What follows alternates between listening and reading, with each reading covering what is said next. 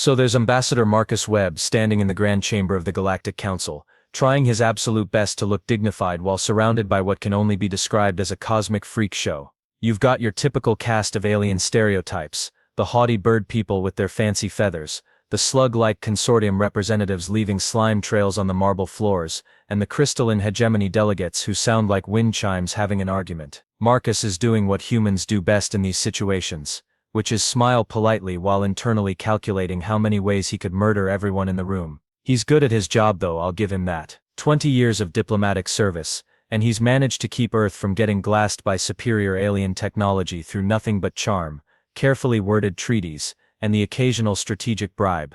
But here's where things get interesting, and by interesting I mean catastrophically stupid. Marcus brought his 8-year-old daughter Lucy to the council station. Now before you start questioning his parenting skills, let me explain. Earth's diplomatic corps has this delightful policy where family members can accompany ambassadors on certain missions, provided they stay in designated areas, and don't, accidentally start interstellar wars. Lucy Webb is what you might call precocious. While her father is busy explaining for the 1000th time why humanity deserves a seat at the big kids' table, she's wandering around the station with the kind of fearless curiosity that makes parents age prematurely. The aliens find this amusing, in that condescending way that advanced civilizations look at primitive species. How quaint, chirps Council leader Vexthahari, a 7-foot-tall bird creature whose species apparently evolved from particularly arrogant peacocks. The humans bring their offspring to serious diplomatic discussions. Perhaps they lack proper childcare on their primitive world. The other council members twitter with laughter,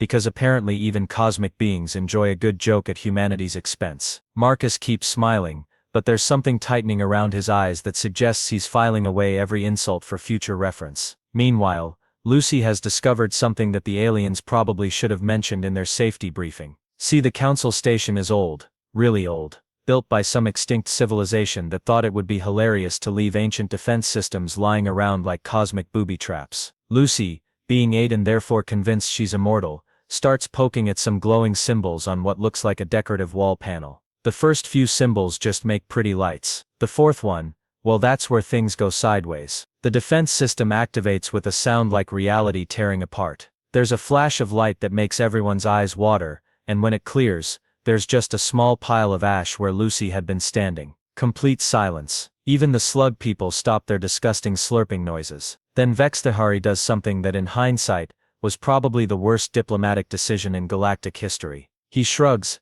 actually shrugs, and says acceptable casualties of curiosity. Perhaps this will teach the humans to better supervise their young. Marcus Webb doesn't scream. He doesn't cry. He doesn't even move for a full 30 seconds. He just stands there staring at the spot where his daughter used to be, while something fundamental breaks inside him. When he finally looks up, there's something in his eyes that makes several of the more perceptive aliens take a step back. I see, Marcus says quietly.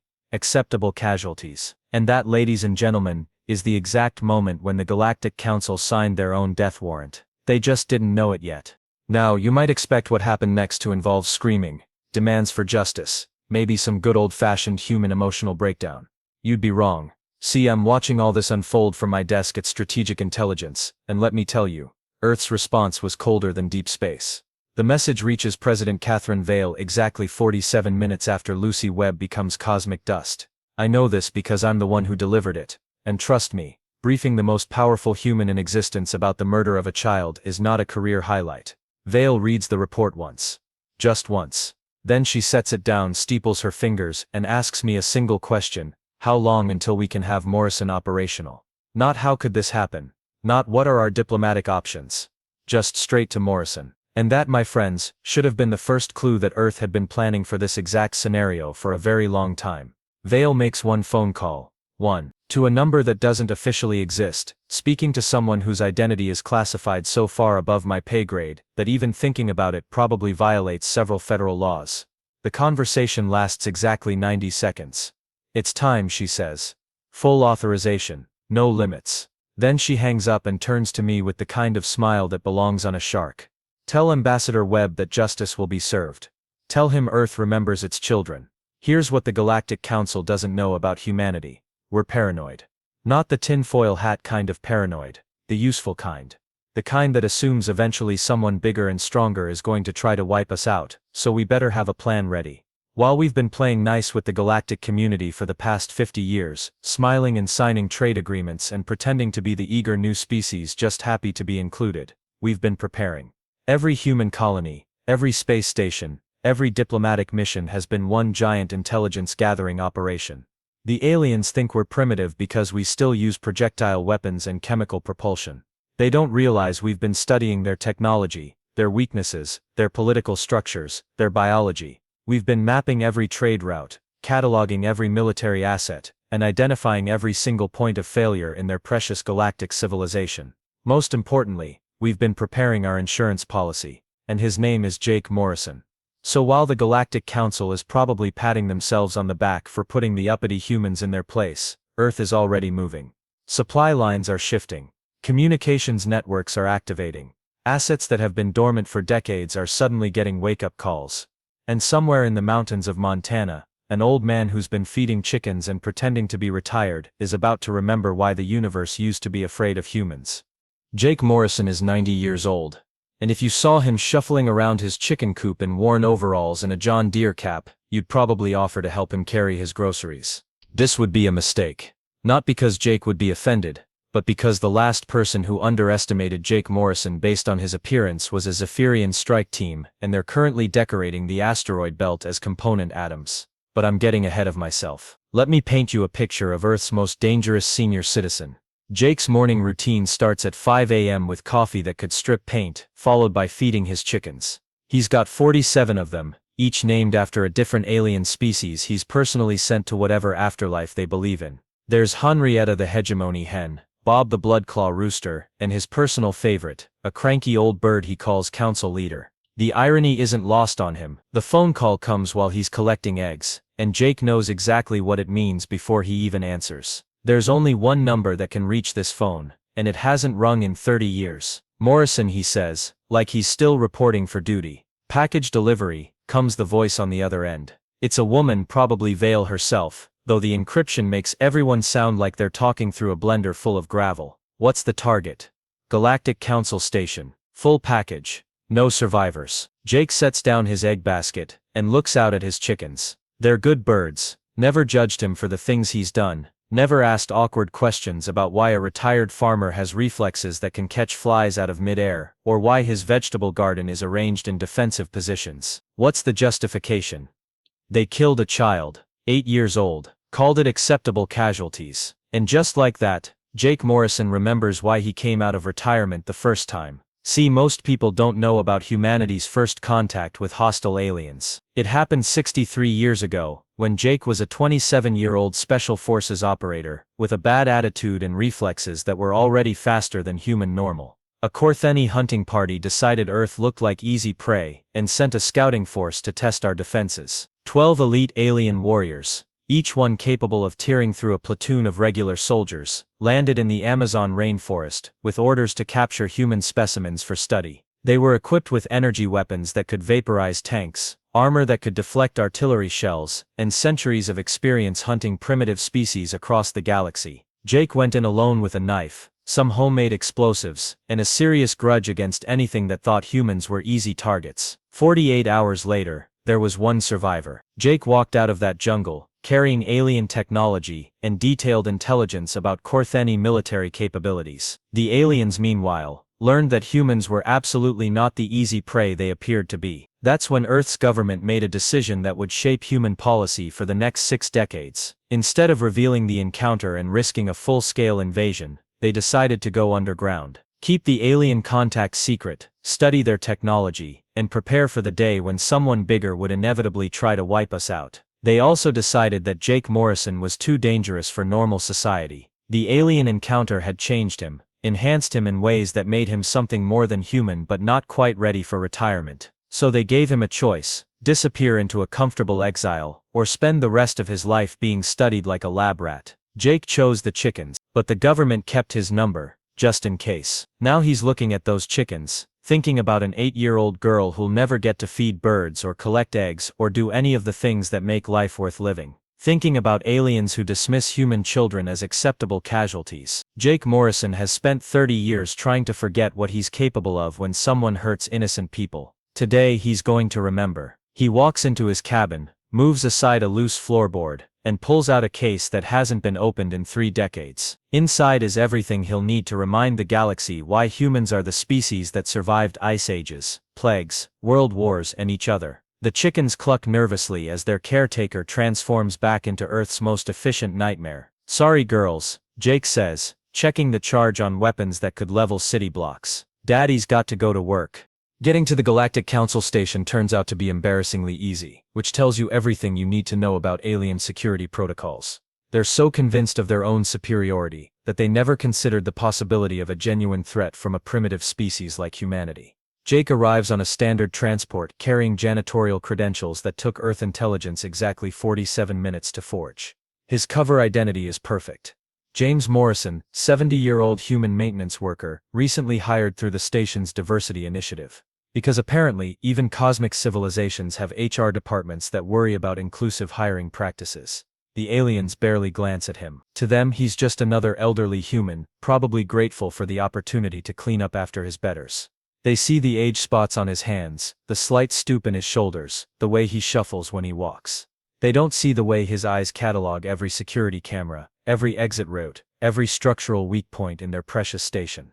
Jake's first assignment is cleaning the diplomatic quarters, which is either cosmic irony or perfect intelligence planning. He spends 3 days emptying trash bins and mopping floors, all while memorizing guard rotations, identifying key personnel, and mapping the station's layout with the kind of methodical precision that would make a Swiss watchmaker weep with envy. The beauty of being a janitor is that you're invisible. Aliens discuss classified information right in front of him, assuming that even if he could understand their languages, what could one decrepit human possibly do with state secrets? They treat him like a piece of furniture that occasionally moves and empties waste paper baskets. This turns out to be a fatal mistake. Jake's first target is Commander Zixroth, the station's security chief.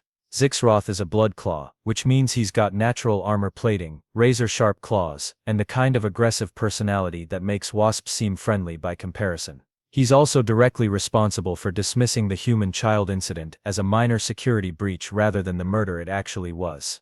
Jake finds Zixroth in the station's waste processing center, conducting a routine inspection. The irony is so perfect that Jake almost smiles. Almost. "Excuse me, sir," Jake says in his best confused elderly human voice. "I think there's something wrong with Recycling Unit 7. Could you take a look?" Zixroth growls something uncomplimentary about human incompetence, but follows Jake to the malfunctioning unit. What he doesn't realize is that Jake has spent the last 2 days carefully sabotaging the recycling system's safety protocols. The unit explodes with enough force to turn a bloodclaw security chief into component atoms. The explosion is loud enough to trigger alarms but contained enough to look like a mechanical failure, rather than sabotage. Jake files an incident report expressing deep concern about equipment safety standards and suggesting a thorough review of maintenance protocols. The station administration thanks him for his diligence. Target number 2 is easier. Sub-Commander Voltara, the consortium representative, who actually laughed when Lucy was vaporized. Voltara has a weakness for Terran alcohol, which is apparently considered an exotic delicacy among the slug people. Jake helpfully provides her with a bottle of vintage whiskey, aged to perfection and enhanced with a few chemical compounds that react very poorly with consortium biology. Voltara dissolves from the inside out over the course of 6 hours. The medical examiner rules it an allergic reaction to human food products and recommends stricter dietary guidelines for cross-species consumption. Jake sends a sympathy card to her next of kin. By the 4th day, 3 more council members have died in what appear to be completely unrelated accidents. A gravity generator malfunction crushes the hegemony trade minister. A life support failure asphyxiates the Korthani military attaché. The Zephyrian cultural liaison walks into what she thinks is an elevator and falls down a maintenance shaft that Jake has carefully rewired to open directly into space. The surviving council members are starting to get nervous, but they can't figure out what's happening. Their security systems show no signs of sabotage.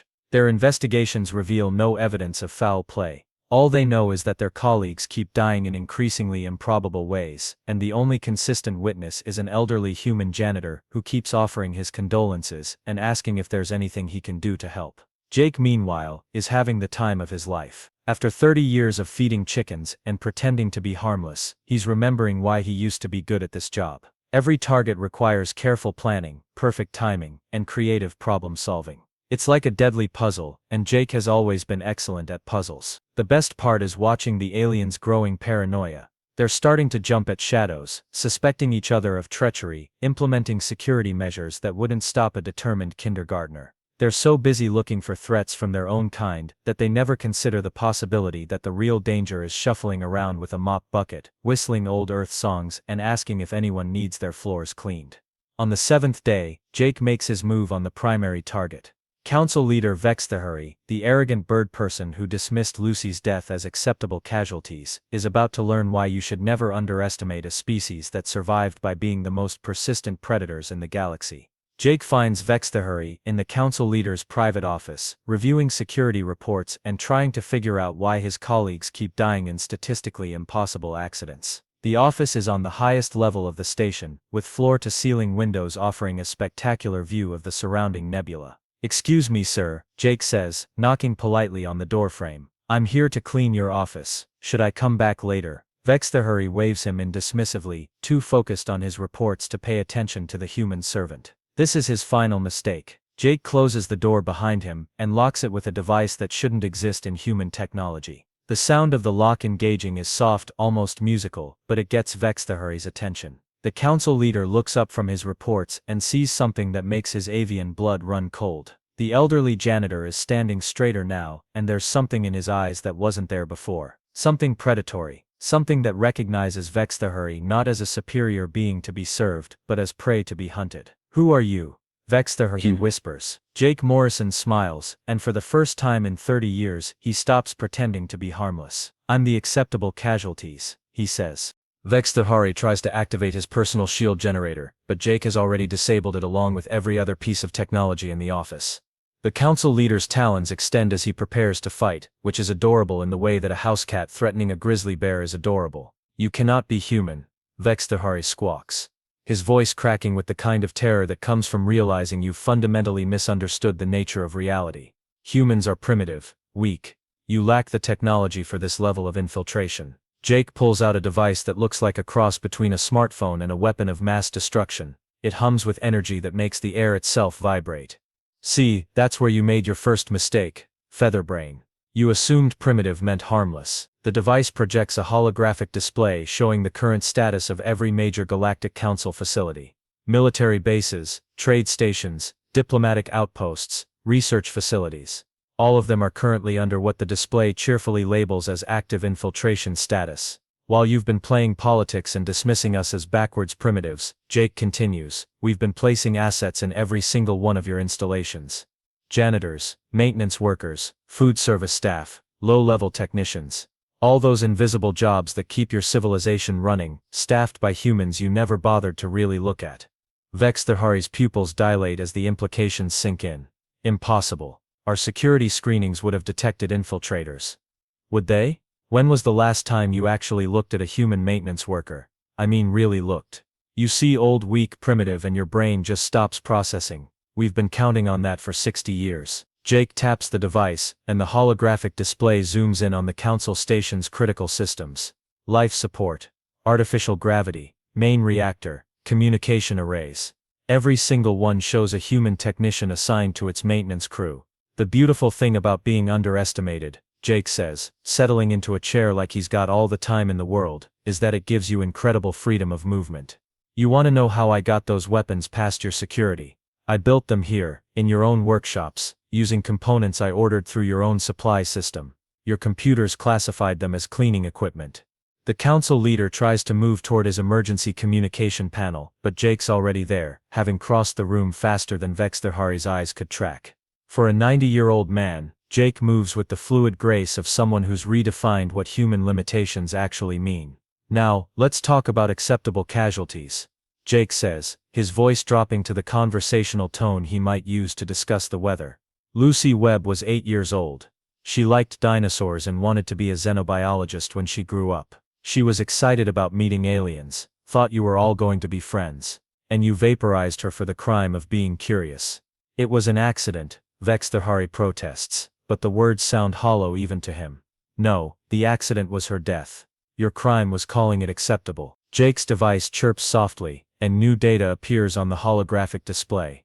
Do you know what Earth's definition of acceptable casualties is when it comes to our children? The display shows fleet movements, weapon signatures, energy readings that make Vexterhari's threat assessment software start screaming warnings. Ships are moving throughout the galaxy, not the primitive chemical propulsion vessels that humanity is supposed to possess, but something else entirely. Something that reads as far more advanced than anything in the Council's databases. 0. Jake answers his own question. The acceptable number of dead human children is 0. Always has been. We're funny that way. Vexterhari stares at the readings, his military training finally overriding his species' arrogance. Those energy signatures, they're not possible. No one has that level of technology. Remember how I mentioned that humans survived by being persistent predators? Well, turns out when you spend 60 years knowing that bigger, stronger species want to exterminate you, you get really creative about leveling the playing field.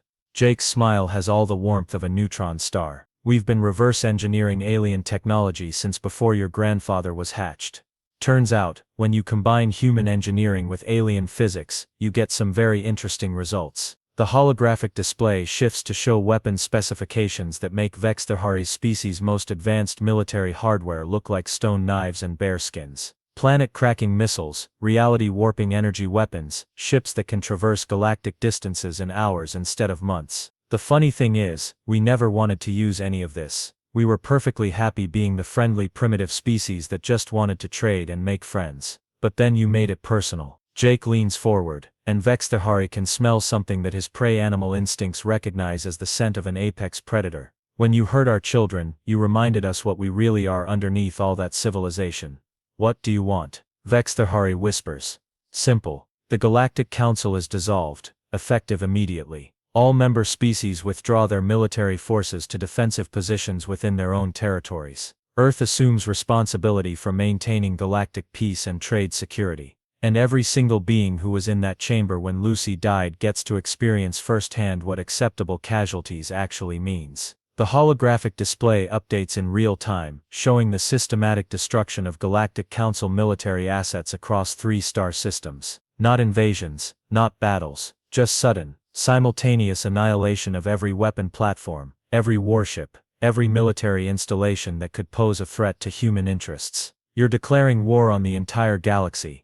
Vexterhari breathes. No, Jake corrects, standing up and checking his watch like he's got another appointment to keep. We're declaring peace. Our peace. Under our terms. The war was over before you even knew it started. Outside the office windows, Vexterhari can see other ships arriving at the Council station. Not the sleek artistic vessels preferred by Council species, but angular predatory-looking craft that seem to bend light around themselves. Human ships, but not like anything in the official records. The choice is simple, Jake continues. Accept Earth's terms and transition to the new galactic order peacefully, or resist, and find out exactly how creative humans can be when someone threatens our children. Either way, the age of Galactic Council supremacy ends today. Vexterhari looks at the readings, at the impossible technology, at the quiet, elderly human who's just casually dismantled galactic civilization while pretending to clean floors. Why?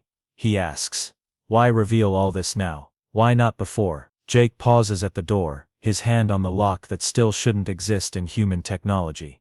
Because before, you hadn't killed one of our kids. Before, we still thought you might be worth saving. The door opens, and Jake Morrison, Earth's most polite apocalypse, shuffles out into the corridor like he's got floors to mop and trash to empty. Behind him, the last council leader of the old galactic order stares out at the ships that represent humanity's true face, and wonders how his species ever convinced themselves that they were the apex predators in this galaxy. Somewhere in the station's communication center, automated systems are already broadcasting Earth's terms to every inhabited world in the galaxy. The message is simple, polite, and utterly non-negotiable. The age of underestimating humanity is officially over. 3 months later, I'm sitting in my office at Strategic Intelligence, filing reports that read like science fiction novels written by someone with a very dark sense of humor. The galaxy has accepted Earth's terms with the kind of enthusiasm typically reserved for root canals and tax audits, which is to say, they're complying because the alternative involves being converted into their component atoms. The transition has been surprisingly smooth, mostly because Earth's diplomatic corps has had 60 years to plan for this exact scenario. Turns out, When you spend 6 decades pretending to be the harmless new kids while secretly cataloging every weakness in galactic civilization, you develop some very detailed contingency plans. Ambassador Marcus Webb is back on Earth, officially retired but actually running the new Terran hegemony's diplomatic integration department. That's a fancy way of saying he's the guy who decides which alien civilizations get to keep their governments and which ones get forcibly reorganized under human oversight. He's surprisingly good at it, probably because he's got excellent motivation for ensuring that human children are never again classified as acceptable casualties.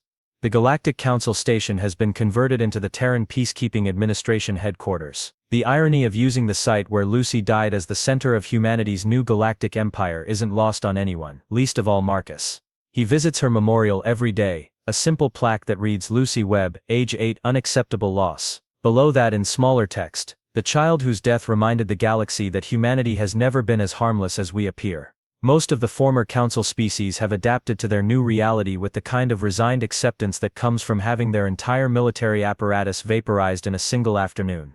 The consortium has actually thrived under human management. It turns out their slug-like metabolism makes them excellent at the kind of detailed administrative work that galactic governance requires.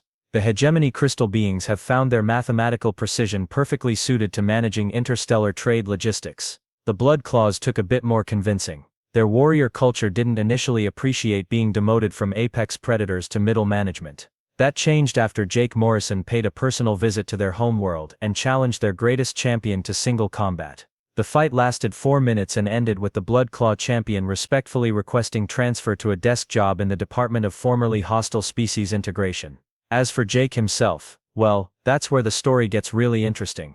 You'd think Earth's most efficient nightmare would stick around to enjoy his victory, maybe take a position as head of galactic security or something equally dramatic. Instead, Jake Morrison filed his mission completion report, collected his pension, and went back to his chicken farm in Montana. I actually got to interview him for the official record, because apparently someone thought it would be historically significant to document the thoughts of the man who single-handedly restructured galactic civilization. Jake served me coffee that could strip paint and spent 2 hours talking about proper chicken care and the best techniques for organic vegetable gardening. When I finally asked him about the mission, about taking down the Galactic Council, about revealing humanity's true capabilities to the universe, he just shrugged. Someone hurt a kid, he said, like that explained everything. And maybe it did. But doesn't it bother you that you're not getting credit for changing the course of galactic history? I pressed. Jake looked at me like I'd asked why he didn't want a parade every time he collected eggs. Son, I spent 30 years trying to forget I was good at killing people. Now I get to go back to pretending I'm just a harmless old farmer who talks to his chickens. That's not a punishment, that's a reward. He walked me out to see his birds, and I noticed he'd added some new ones to the flock. There was a particularly mean-looking rooster he introduced as Vextherhari, and a fat hen called Council Leader. They seemed happy enough, pecking around in the dirt and doing whatever chickens do when they're not serving as ironic monuments to fallen civilizations. The thing about chickens, Jake said, watching his birds with the kind of contentment that comes from a job well done, is that they're not as harmless as they look either. You threaten their young, and they'll tear you apart with their bare claws. Humans and chickens, we're not so different that way. As I was leaving, I asked him one final question. Do you think the galaxy learned its lesson? Jake Morrison, Earth's secret weapon, destroyer of the Galactic Council and part-time chicken farmer, smiled. They better have. Because next time someone hurts one of our kids, I might not be in such a forgiving mood. And that, ladies and gentlemen, is how an 8-year-old girl named Lucy Webb accidentally triggered the most polite conquest in galactic history. The aliens thought they were dealing with primitive harmless humans who would accept their place in the cosmic pecking order. Instead, they discovered that humanity's greatest strength has always been our ability to appear weak while planning for the day when being underestimated would become our greatest weapon. The galaxy is safer now, in the way that a neighborhood is safer when the most dangerous predator is also the one who cares most about protecting the children. Earth's Terran hegemony maintains galactic peace through the simple expedient of making it clear that the consequences of threatening human interests are swift, certain, and generally involve being converted into space dust. Trade is flourishing. Conflicts are resolved through arbitration rather than warfare, and human children can travel the galaxy without fear of being classified as acceptable casualties. It's not the galactic community that humanity originally hoped to join, but it's the one we deserve to lead. And somewhere in Montana, Jake Morrison feeds his chickens every morning and pretends to be just another harmless old farmer. The galaxy believes him, mostly because they're afraid of what might happen if they don't. After all, the last time someone underestimated humanity, they ended up as poultry names on a chicken farm. Lucy Webb would have loved the chickens. She always did like animals, especially the ones that were more dangerous than they appeared.